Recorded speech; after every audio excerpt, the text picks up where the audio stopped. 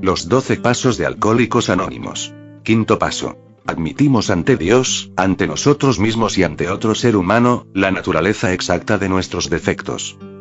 Todos los 12 pasos de AA nos piden que vayamos en contra de nuestros deseos naturales, todos ellos desinflan nuestro ego. En cuanto al desinflamiento del ego, hay pocos pasos que nos resulten más difíciles que el quinto. Pero tal vez no hay otro paso más necesario para lograr una sobriedad duradera y la tranquilidad de espíritu. La experiencia de AA nos ha enseñado que no podemos vivir a solas con nuestros problemas apremiantes y los defectos de carácter que los causan o los agravan. Si hemos examinado nuestras carreras a la luz del cuarto paso, y hemos visto iluminadas y destacadas aquellas experiencias que preferiríamos no recordar, si hemos llegado a darnos cuenta de cómo las ideas y acciones equivocadas nos han lastimado a nosotros y a otras personas, entonces, la necesidad de dejar de vivir a solas con los fantasmas atormentadores del pasado cobra cada vez más urgencia. Tenemos que hablar de ellos con alguien. No obstante, es tal la intensidad de nuestro miedo y nuestra desgana a hacerlo que al principio muchos alcohólicos intentan saltar el quinto paso. Buscamos una alternativa más cómoda, que suele ser el admitir, de forma general y poco molesta, que cuando bebíamos a veces éramos malos actores. Entonces, para remacharlo, añadíamos unas descripciones dramáticas de algunos aspectos de nuestra conducta alcohólica que, de todas formas, nuestros amigos probablemente ya conocían. Pero acerca de las cosas que realmente nos molestan y nos enojan, no decimos nada. Ciertos recuerdos angustiosos o humillantes, nos decimos, no se deben compartir con nadie. Los debemos guardar en secreto. Nadie jamás debe conocerlos. Esperamos llevárnoslos a la tumba. Sin embargo, si la experiencia de AA nos sirve para algo, esta decisión no solo es poco sensata, sino también muy peligrosa. Pocas actitudes confusas nos han causado más problemas que la de tener reservas en cuanto al quinto paso. Algunas personas ni siquiera pueden mantenerse sobrias por poco tiempo. Otras tendrán recaídas periódicamente hasta que logren poner sus casas en orden. Incluso los veteranos de AA que llevan muchos años sobrios, a menudo pagan un precio muy alto por haber escatimado esfuerzos en este paso. Contarán cómo intentaban cargar solos con este peso. Cuánto sufrieron de irritabilidad, de angustia, de remordimientos y de depresión. Y cómo, al buscar inconscientemente alivio, a veces incluso acusaban a sus mejores amigos de los mismos defectos de carácter que ellos mismos intentaban ocultar. Siempre descubrían que nunca se encuentra el alivio al confesar los pecados de otra gente. Cada cual tiene que confesar los suyos. Esta costumbre de reconocer los defectos de uno mismo ante otra persona es, por supuesto, muy antigua. Su valor ha sido confirmado en cada siglo, y es característico de las personas que centran sus vidas en lo espiritual y que son verdaderamente religiosas. Pero hoy día no solo la religión aboga a favor de este principio salvador. Los psiquiatras y los psicólogos recalcan la profunda y práctica necesidad que tiene todo ser humano de conocerse a sí mismo y reconocer sus defectos de personalidad, y poder hablar de ellos con una persona comprensiva y de confianza. En cuanto a los alcohólicos, AA iría aún más lejos. La mayoría de nosotros diríamos que, sin admitir sin miedo nuestros defectos ante otro ser humano, no podríamos mantenernos sobrios.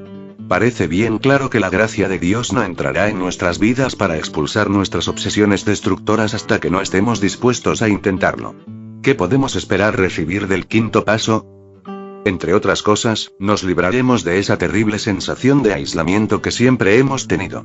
Casi sin excepción, los alcohólicos están torturados por la soledad.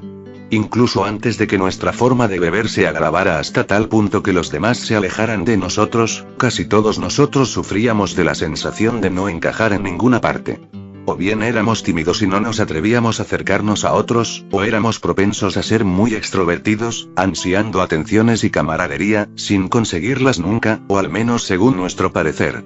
Siempre había esa misteriosa barrera que no podíamos superar ni entender. Era como si fuéramos actores en escena que de pronto se dan cuenta de no poder recordar ni una línea de sus papeles. Esta es una de las razones por las que nos gustaba tanto el alcohol. Nos permitía improvisar. Pero incluso Baco se volvió en contra nuestra. Acabamos derrotados y nos quedamos en aterradora soledad. Cuando llegamos a AA y por primera vez en nuestras vidas nos encontramos entre personas que parecían comprendernos, la sensación de pertenecer fue tremendamente emocionante. Creíamos que el problema del aislamiento había sido resuelto. Pero pronto descubrimos que, aunque ya no estábamos aislados en el sentido social, todavía seguíamos sufriendo las viejas punzadas del angustioso aislamiento.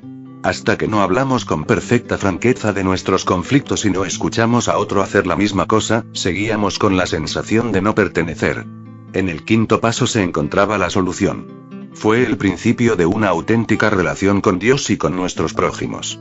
Por medio de este paso vital, empezamos a sentir que podríamos ser perdonados, sin importar cuáles hubieran sido nuestros pensamientos o nuestros actos.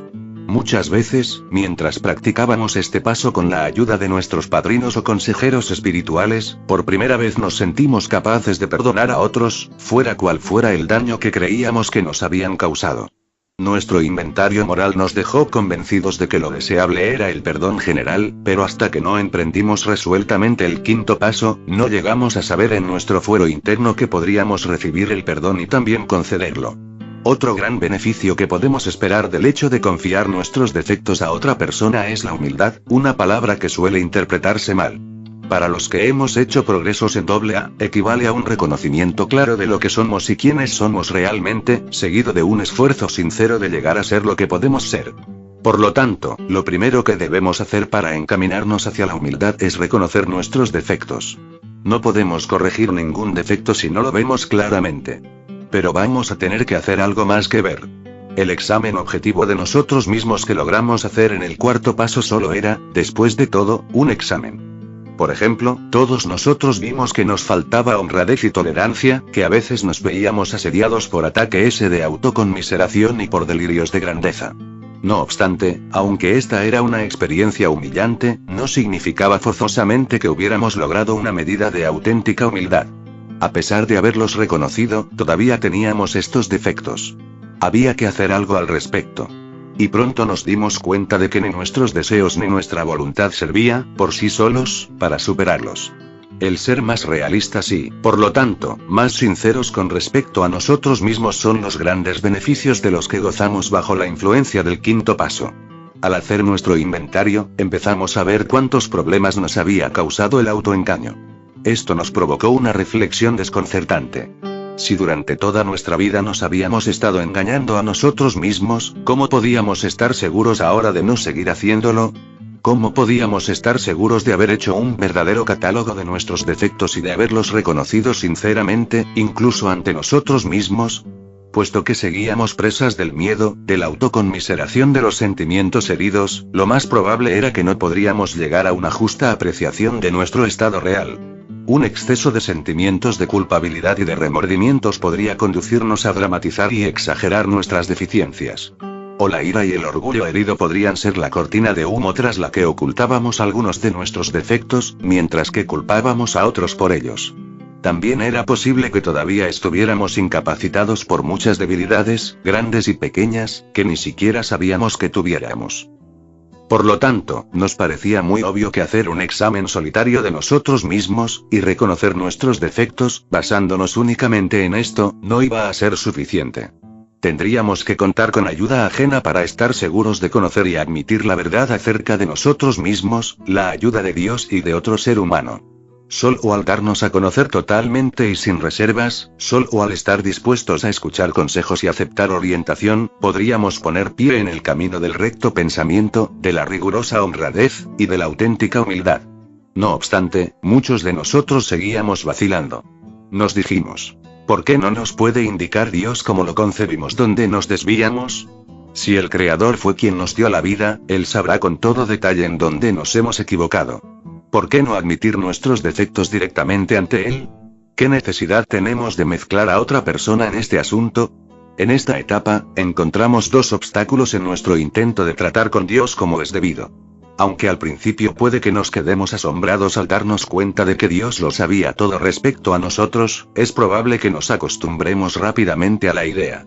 Por alguna razón, el estar a solas con Dios no parece ser tan embarazoso como sincerarnos ante otro ser humano. Hasta que no nos sentemos a hablar francamente de lo que por tanto tiempo hemos ocultado, nuestra disposición para poner nuestra casa en orden seguirá siendo un asunto teórico. El ser sinceros con otra persona nos confirma que hemos sido sinceros con nosotros mismos y con Dios. El segundo obstáculo es el siguiente. Es posible que lo que oigamos decir a Dios cuando estamos solos esté desvirtuado por nuestras propias racionalizaciones y fantasías. La ventaja de hablar con otra persona es que podemos escuchar sus comentarios y consejos inmediatos respecto a nuestra situación, y no cabrá la menor duda de cuáles son estos consejos. En cuestiones espirituales, es peligroso hacer las cosas solas. ¿Cuántas veces hemos oído a gente bien intencionada decir que habían recibido la orientación de Dios, cuando en realidad era muy obvio que estaban totalmente equivocados? Por falta de práctica y de humildad, se habían engañado a ellos mismos, y podían justificar las tonterías más disparatadas, manteniendo que esto era lo que Dios les había dicho. Vale la pena destacar que la gente que ha logrado un gran desarrollo espiritual casi siempre insisten en confirmar con amigos y consejeros espirituales la orientación que creen haber recibido de Dios. Claro está, entonces, que un principiante no debe exponerse al riesgo de cometer errores tontos y, tal vez, trágico en este sentido. Aunque los comentarios y consejos de otras personas no tienen por qué ser infalibles, es probable que sean muchos más específicos que cualquier orientación directa que podamos recibir mientras tengamos tan poca experiencia en establecer contacto con un poder superior a nosotros mismos. Nuestro siguiente problema será descubrir a la persona en quien vayamos a confiar. Esto lo debemos hacer con sumo cuidado, teniendo presente que la prudencia es una virtud muy preciada. Tal vez tendremos que comunicar a esta persona algunos hechos de nuestra vida que nadie más debe saber. Será conveniente que hablemos con una persona experimentada, que no solo se ha mantenido sobria, sino que también ha podido superar graves dificultades. Dificultades, tal vez, parecidas a las nuestras. Puede suceder que esta persona será nuestro padrino, pero no es necesario que sea así. Si has llegado a tener gran confianza en él, y su temperamento y sus problemas se parecen a los tuyos, entonces será una buena elección. Además, tu padrino ya tiene la ventaja de conocer algo de tu historia. Sin embargo, puede ser que tu relación con él es de una naturaleza tal que solo quieras revelarle una parte de tu historia. Si este es el caso, no vaciles en hacerlo, porque debes hacer un comienzo tan pronto como puedas. No obstante, puede resultar que elijas a otra persona a quien confiar las revelaciones más profundas y más difíciles. Puede ser que este individuo sea totalmente ajeno a AA, por ejemplo, tu confesor o tu pastor o tu médico. Para algunos de nosotros, una persona totalmente desconocida puede que sea lo mejor. Lo realmente decisivo es tu buena disposición para confiar en otra persona y la total confianza que deposites en aquel con quien compartes tu primer inventario sincero y minucioso. Incluso después de haber encontrado a esa persona, muchas veces se requiere una gran resolución para acercarse a él o ella. Que nadie diga que el programa de AA no exige ninguna fuerza de voluntad. Esta situación puede que requiera toda la que tengas. Afortunadamente, es muy probable que te encuentres con una sorpresa muy agradable. Cuando le hayas explicado cuidadosamente tu intención y el depositario de tu confianza vea lo verdaderamente útil que puede ser, les resultará fácil empezar la conversión, y pronto será muy animada. Es probable que la persona que te escucha no tarde mucho en contarte un par de historias acerca de él mismo, lo cual te hará sentirte aún más cómodo. Con tal que no ocultes nada, cada minuto que pase te irás sintiendo más aliviado. Las emociones que has tenido reprimidas durante tantos años salen a la luz y, una vez iluminadas, milagrosamente se desvanecen. Según van desapareciendo los dolores, los reemplaza una tranquilidad sanadora. Y cuando la humildad y la serenidad se combinan de esta manera, es probable que ocurra algo de gran significación. Muchos AA, que una vez fueron agnósticos o ateos, nos dicen que en esta etapa del quinto paso sintieron por primera vez la presencia de Dios. E incluso aquellos que ya habían tenido fe, muchas veces logran tener un contacto consciente con Dios más profundo que nunca. Esta sensación de unidad con Dios y con el hombre, este salir del aislamiento al compartir abierta y sinceramente la terrible carga de nuestro sentimiento de culpabilidad, nos lleva a un punto de reposo donde podemos prepararnos para dar los siguientes pasos hacia una sobriedad completa y llena de significado.